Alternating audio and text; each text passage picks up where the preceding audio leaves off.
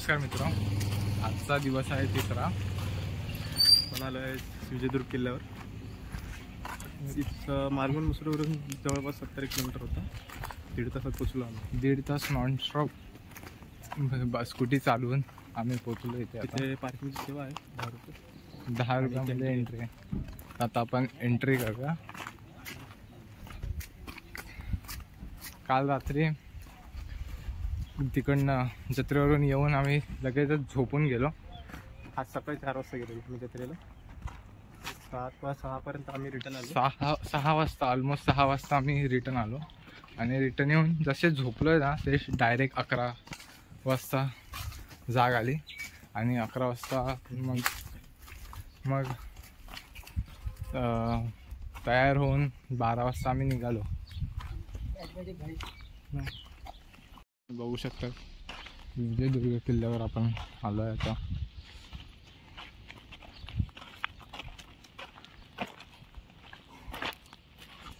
इथे काही माहिती लिहिलेली आहे विजयदुर्ग किल्ल्याबद्दल. हा मेन एंट्रन्स आहे. तुम्ही व्हिडिओ थांबवून बघू शकता जर वाचायची असेल तर. हा इथून मेन एंट्रन्स आहे. आपण जरा तिकडनं पाठवून आलं आहे असं वाटतं. समोरच समुद्र आहे.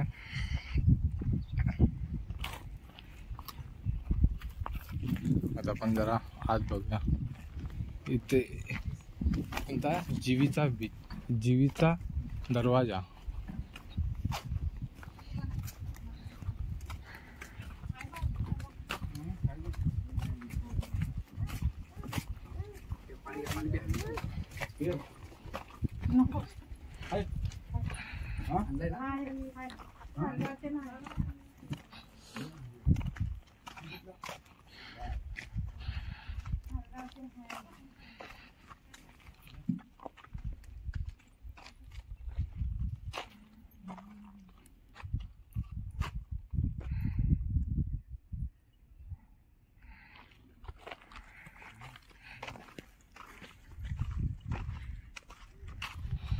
प्रवेशद्वार.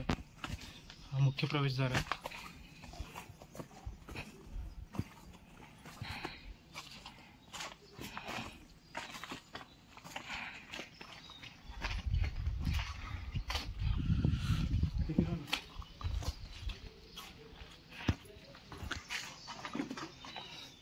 जसं तुम्ही बघू शकता मुख्य दरवाजाच्या समोरून समुद्र दिसत नाही, कारण तोफेचा हमला वगैरे झाला तर तो डायरेक्ट मुख्य दरवाजावर लागणार नाही. आणि इथून हत्ती वगैरे जास्त येऊ शकत नाही, अडचण होईल त्यांना. असा मुख्य दरवाजा. कोणत्याही किल्ल्यावर जा तुम्हाला मुख्य दरवाजा डायरेक्ट असा आढळून येत नाही. तो हिडन असा ठेवला जातो. समोर एक वॉलचा प्रोटेक्शन आपण बघू शकतो. हे आता पुनर्विकास त्याचं काम चालूच आहे, प्रगतीपथावर आहे.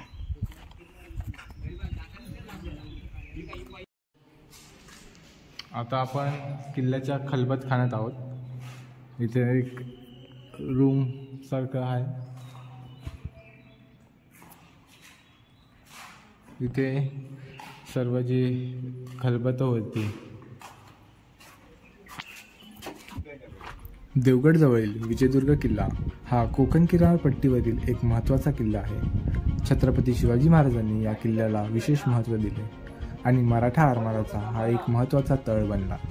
या किल्ल्याने अनेक लढाया पाहिल्या आहेत आणि आपल्या पराक्रमाची गाथा आजही येथे ऐकायला मिळते. विजयदुर्ग म्हणजे विजयाचा किल्ला. या किल्ल्याची रचना इतकी मजबूत आहे की अनेक शत्रूंना या किल्ल्याला जिंकणे शक्य झाले नाही. हा किल्ला समुद्राच्या 3 बाजूंनी घेरलेला असल्यामुळे या किल्ल्याला घेरिया म्हणूनही ओळखले जाते. हा किल्ला एक जलदुर्ग असून सुमारे 17 एकर जागेत हा किल्ला पसरलेला आहे. आता आपण किल्ल्याच्या आत जाऊ. ही आहे दारुगोळा खोली. या ठिकाणी पूर्वी युद्ध साहित्याची आणि दारुगोळ्याची साठवणूक केली जात असे. या खोलीतील बांधकाम बघून आपल्याला त्या काळात किल्ल्याची सुरक्षा किती महत्त्वाची होती याचा अंदाज येतो. या खोलीला दगडी छप्पर आहे, जेणेकरून शत्रूच्या हल्ल्यानंतरही दारुगोळा सुरक्षित राहील.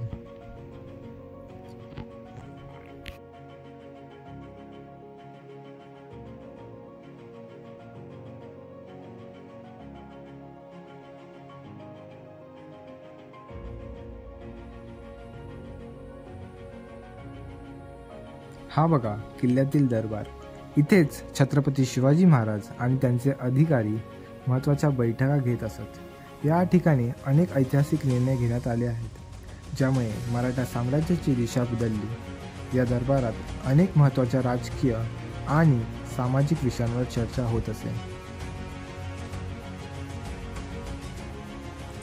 आता आपण किल्ल्यातील एका रहस्यमय जागेकडे जाऊया, म्हणजेच भुयारी मार्ग. हा मार्ग किल्ल्याच्या सुरक्षेसाठी आणि आवश्यकतेनुसार वापरले जात असत. खास करून युद्धाच्या वेळी दारुगोळा नेण्यासाठी यांचा वापर केला जात असे. या भुयारी मार्गातून पुढे गेल्यावर आपल्याला एक सुंदर दृश्य बघायला मिळणार आहे.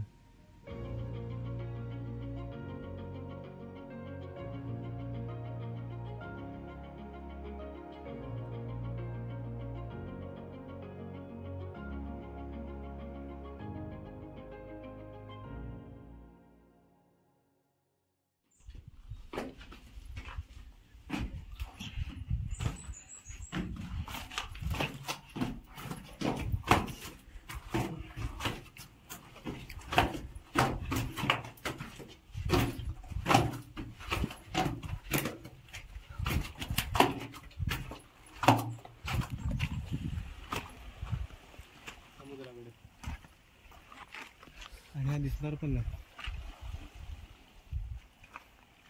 सही.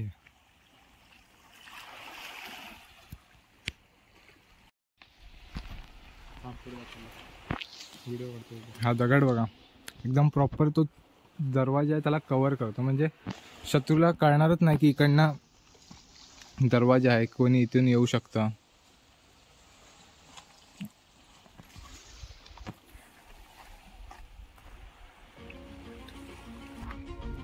आणि हे आहे किल्ल्यातील धान्य कोठार. या ठिकाणी धान्य आणि इतर आवश्यक वस्तू साठवल्या जात असत. किल्ल्यातील लोकांना आणि सैनिकांना पुरेसा अन्न पुरवठा व्हावा यासाठी ही व्यवस्था केली होती. या कोठारामुळे किल्ल्यातील लोकांना दीर्घकाळ लढा देण्याची शक्ती मिळत असे.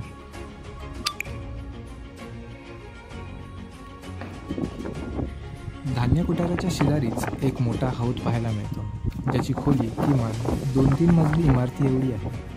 ह्या हौदाचा उपयोग पाणी साठवण्यासाठी केला जात असे. हौदाच्या बांधकामाच्या वेळी तळाला शिसे ओतले गेले होते, जेणेकरून पाणी जमिनीत मुरणार नाही.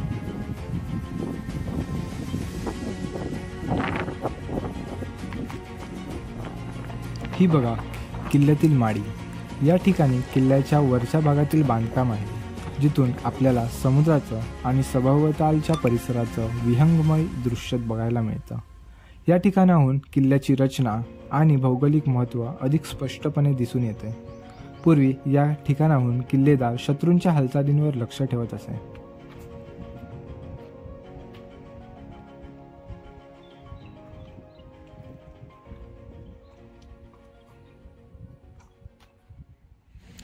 गाईस, आम्ही आता विजयदुर्ग करून आता पोखरबाव गणपतीला आलोय.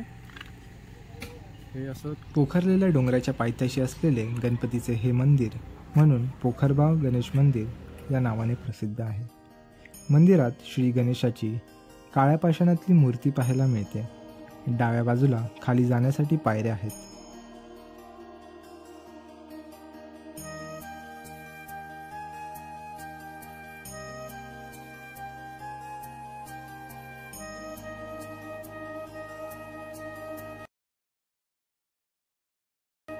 खाली स्वयंभू शंकराची पिंड असलेले मंदिर आहे. ही शंकराची पिंड हजारो वर्ष पाण्याखाली असल्याचे स्थानिकांकडून सांगितले जाते. मंदिराच्या बाजूला नितळ आणि स्वच्छ पाण्याचा ओढा सतत वाहत असतो.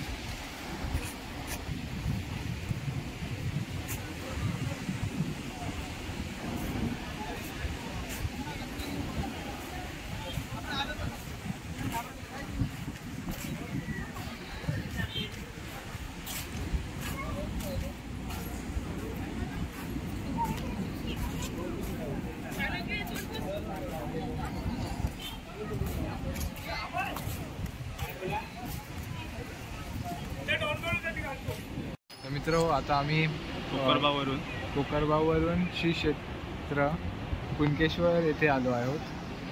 आता आम्ही दर्शनासाठी रांग लागलेली आहे, तिथे उभे राहतो आणि बघतो की जर अलाउड असेल की व्हिडिओ शूटिंग तर तुम्हाला त्याच्यातले काही म्हणजे व्हिडिओ काढून दाखवतो, क्लिप्स दाखवतो. ते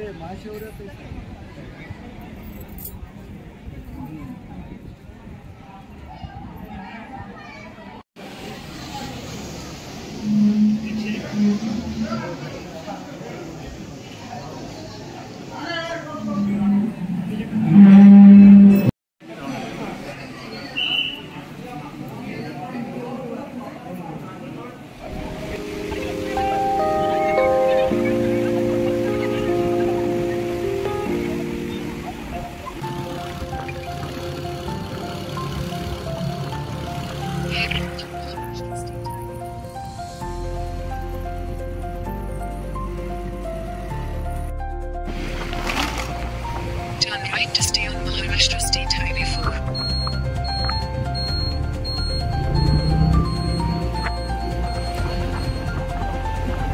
Continue on Maharashtra State Highway 4 for 8 kilometers.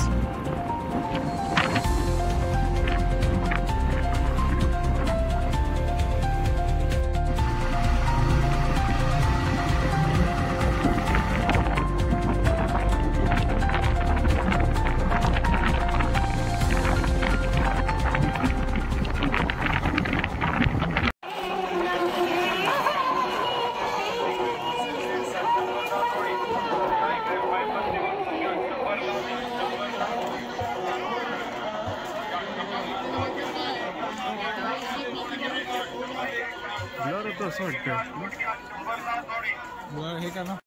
तर मित्र आता आम्ही कुणकेश्वरवरून परत आलो आणि घरी थोड्या वेळ थांबून रेस्ट करून आम्ही आता जत्रेला आलो प्रसादासाठी. आता प्रसाद चालू होईल थोड्या वेळात. आता तोपर्यंत प्रसाद चालू होईपर्यंत आम्ही जरा जत्रेत फिरतो आणि बघा कशी आहे आमची जत्रा. गणेश ट्रेकिंग बॅग घ्यायची होती ना तुझे, विचार नको डिझाईन बरोबर नाही तर घेतलं असतं.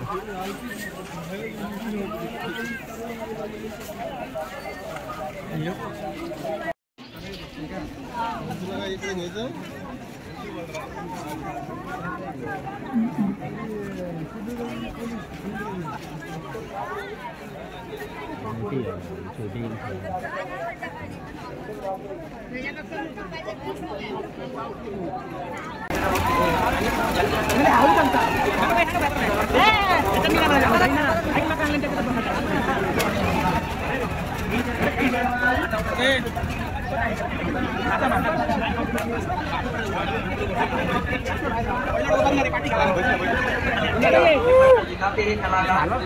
लकड़ी की खड़ी 25 फीट की चिकनी दीवार पर जहाँ पर पानी का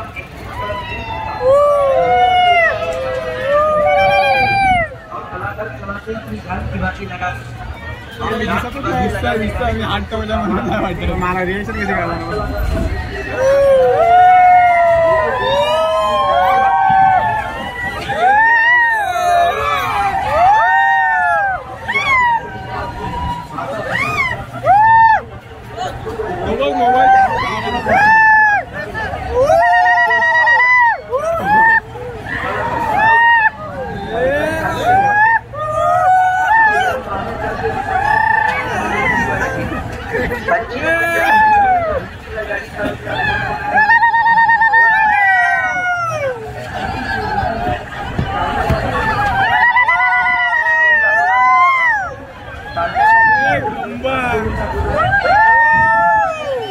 मंचीसवर भिंतीवर गाडी चालणार चालून दाखवणार कलाकार.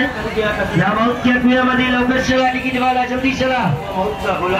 डेंजर गई डेंजर कमाल. धक्के हाथों का छोड़ देना, पैरों का बदलना, सलूट का मारना, साइड बैलेंस करना, चलती हुई गाड़ी. Welcome guys. आजचा दिवस होता आणि शेवटचाही. आता आम्ही चाललो आहे मुंबईला परत. आता परतीचा प्रवास चालू आहे. तर 5 वाजता गाडी आहे आमची, ट्रेन आहे कणकवलीवरून जनशताब्दी. शताब्दी. पहिला आम्ही आमची जी स्कूटी रेंटवरून घेतली आहे ती कुडाळला देऊन मग आम्ही कुडाळवरूनच जनशताब्दी पकडू. आता कुडाळला भेटू. बाय.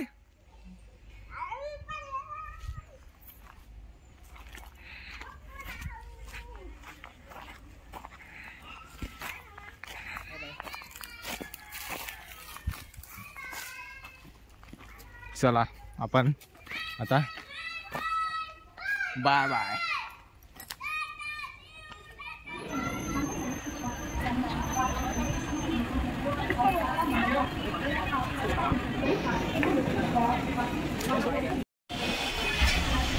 गणेश कुडाळला भेटू बोललेला आहे, ठाणे आलं, अजूनपर्यंत व्हिडिओ नाही आला. सॉरी गाईज, ट्रेनमध्ये गर्दी होती आणि आम्ही विसरलो. ठाण्याला आता सगळी गर्दी उतरली आहे, तुम्ही बघू शकता. आता ट्रेन कुठे जाऊन खाली झाली आहे म्हणून व्हिडिओ काढायला टाइम भेटला. फायनली गाईज आमचा प्रवास आता इथेच संपलाय. पुन्हा भेटू. 4 दिवस 20 ते 23 मजा केली संपूर्ण. आता उद्या कामाला जायला कंटाळा येणार, बट पुन्हा भेटू. ह्याला कामाला जायचं जर्नीला. मला कामाला नाही जायचं, मला घरातच आहे. काय घरी तेच आता व्लॉग एडिट करून तुमच्यापर्यंत लवकरात लवकर पोहोचेल. तुम्ही तर बघता तर आहे. काय झालं रे ऑफिसवर माझ्या. तर आपण भेटू पुढच्या व्लॉगमध्ये. तर गुड बाय.